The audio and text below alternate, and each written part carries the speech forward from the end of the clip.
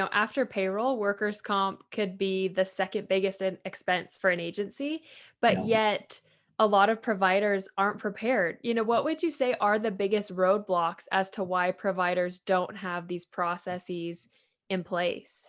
I think it's a factor of a couple things. If it's a newer or a startup, we get the call every day. Hey, I just want something quick and inexpensive and in place right away. So the first thing you really want to look at is, does the carrier you're going with really understand your business and what's really involved in the day to day? In the insurance world, especially with workers' comp, most carriers prefer what they call four walls coverage. If I work for you, Miriam, and we run a manufacturing facility and I get hurt, they're going to call you up and you're going to say, oh, Rick was a good employee. Yep, it happened here. This is exactly what happened. This is what we're going to do to prevent it in the future, etc. That doesn't happen in home care, right? I could be alone with the client, slip, trip, fall. You could have told me 10 times, hey, don't reposition this person or make sure the family's there and help them out. Don't do it by yourself. I do it. I pull a back muscle. You really don't know what went on. We've had a lot of claims where, the person was doing some tasks around the home and the client didn't even see what happened, right?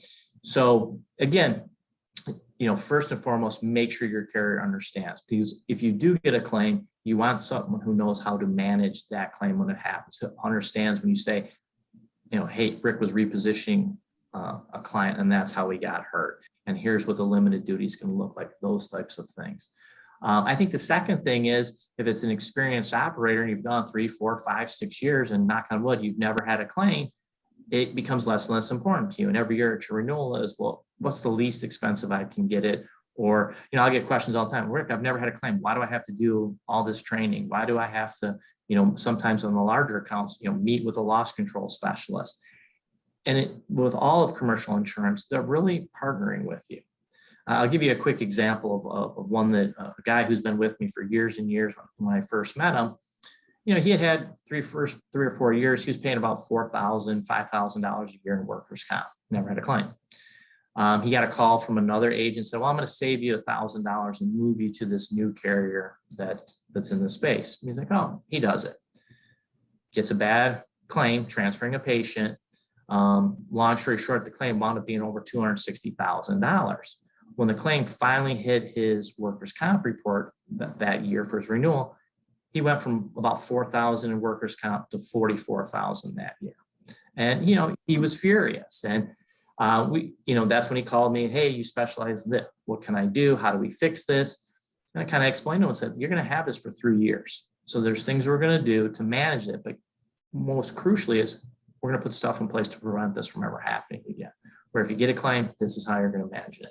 You're going to go to a carrier that's going to support you, help minimize the costs of that. So those are really I think the two things. Focus on the training, have your plan in place beforehand. And again, make sure you're with a carrier that really knows and understands and writes these types of risks, and that they clearly understand it. And they'll help you with it. They'll help provide you with resources. Yeah. What I'd love to add, Miriam, to that is just to speak to the situation. Those numbers are no exaggeration, what Rick is describing. The numbers are absolutely accurate. I was here when this was happening. Yeah. And what's important to mention is that he's describing cash flow.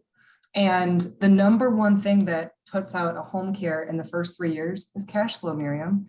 So when something like this happens, can a company sustain that increased cost? Yeah.